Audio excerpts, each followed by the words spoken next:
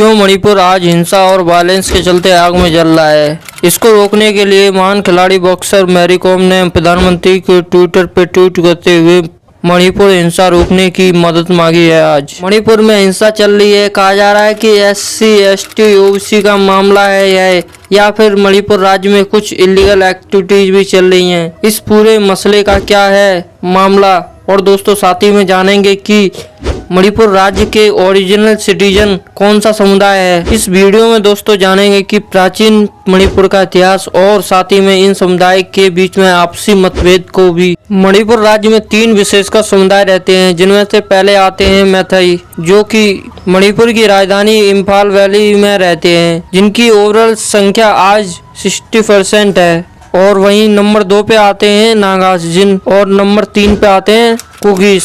Overall इन दोनों की जनसंख्या 35% है। ये मणिपुर राज्य के विलेज और पहाड़ों में रहते हैं। मणिपुर का इतिहास देखें तो तिब्बत के रहने वाले मैथई लोग जो 33 ईसा पूर्व में आकर मणिपुर की राजधानी इम्फाल वैली में आकर बस गए थे, और वहीं नागास भी तिब्बत के ही रहने वाले थे।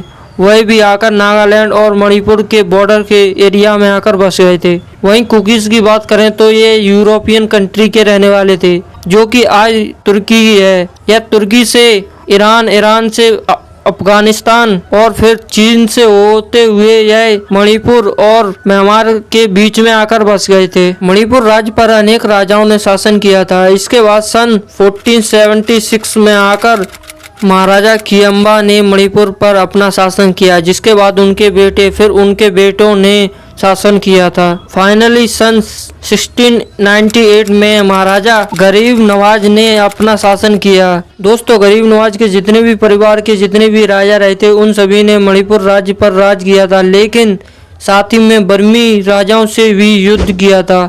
इन सभी युद्ध में मणिपुर राजाओं को जीत मिली थी, जिससे बर्मी राजा इतने परेशान थे कि वह कब मणिपुर राज्य पर कब्जा करेंगे। गरीब नवाज वैसे तो फारसी भाषा में इसका अर्थ होता है कि गरीबों का मसीहा। वैसे तो इनका नाम गोपाल सिंह नाम था। सन 1710 में हिंदू धर्म अपनाने से पहले इनका नाम पहेवा था। गरीब नवाज ने हिंदू धर्म को आधिकारिक धर्म मान लिया था, और इसके बाद लगभग सभी मैथई समुदाय के लोगों ने हिंदू धर्म को अपना लिया था। लेकिन इनसे पहले इनका धर्म कुछ अलग ही था, जैसे कि आप इस तस्वीर में देख सकते हैं। यह इनका धर्म था पहले। इन सभी राजाओं ने एक तो बात देखी थी कि नागा और समुदाय और कुकी समुदाय के लोग मैथई समुदाय के लोगों के बीच लड़ाई विवाद होती रहती थी, क्योंकि वह नागा समुदाय के लोग मणिपुर और नागालैंड के एरिया में रहते थे, और वहीं कुकी समुदाय के लोग मणिपुर और म्यांमार के बॉर्डर के बीच बसे हुए थे। दोस्तों अमेजिंग वाली बात तो यह है कि गरीब नवाज की माता जी खुद एक नागा समुदाय से थीं। सन 1819 मणिपुर राज्य के पास में जो आज आसाम और अरुणाचल है, उस समय यह एक मिलकर एक राज्य हुआ करता था। वहाँ पर एक राजा था जिसके 5 सेनापति थे, जो अपने क्षेत्र और इलाके की रक्षा और सामाजिक व्यवस्था को संभालते थे। इन्हीं में से हर 5-6 साल के बाद एक महामंत्री के रूप में बना दिया जाता था। इन्हीं 5 सेनापति में से एक सेनापति ने गद्दारी कर बर्मी राजा की मदद से अरुणाचल प्रदेश पर कब्जा कर लिया था। कुछ समय के बाद बर्मी राजाओं ने मणिपुर राज्य पर भी कब्जा कर लिया था अपना। 1824 जब ईस्ट इंडिया कंपनी बंगाल में कार्य कर रही थी, उस समय मणिपुर राज्य के राजा गंभीर सिंह ने ईस्ट इंडिया कंपनी के साथ हाथ मिलाया और ईस्ट इंडिया कंपनी के साथ बर्मी राजाओं से युद्ध किया।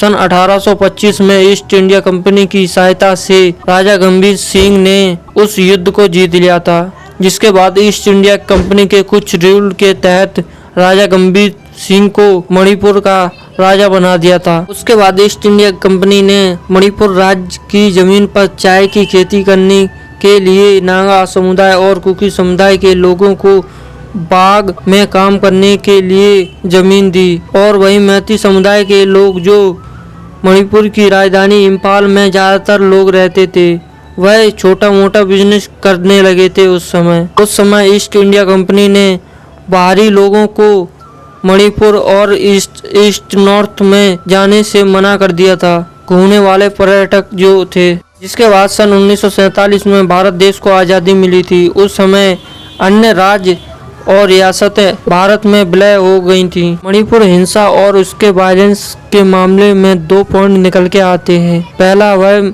मणिपुर की राजधानी इम्फाल में मैथई समुदाय के लोग आज 60% रहते हैं। वह इम्फाल राजधानी में ही कार्य कर सकते हैं, इसीलिए वह चाहते हैं कि उन्हें भी जमीन मिले और उन्हें ST OBC का दर्जा मिले, जिससे वह खेती कर सकें। नंबर पॉइंट 2, आज मणिपुर में हिंसा में कुछ तौर पर कुछ तस्वीर देखने को मिल रही हैं, जिसमें लोग AK-47 और वहीं बताया जा रहा है कि मणिपुर राज्य के कुछ एरियाज में इलीगल एक्टिविटीज़ भी हो रही हैं, जैसे कि ड्रग्स का लेन देन और कुछ लोगों के पास हथियार भी देखने को मिल रहे हैं। इसी कारण आज मणिपुर में बहुत ज़्यादा वायलेंस देखने को मिल रहा है। आई होप आप यह सब समझ गए होंगे क्यों मणिपुर में आज हिंसा और वायलेंस चल रहा है। दोस्तों, अगर वीडियो अच्छा लगा हो तो इस चैनल को सब्सक्राइब और इस वीडियो को लाइक ज़रूर करें।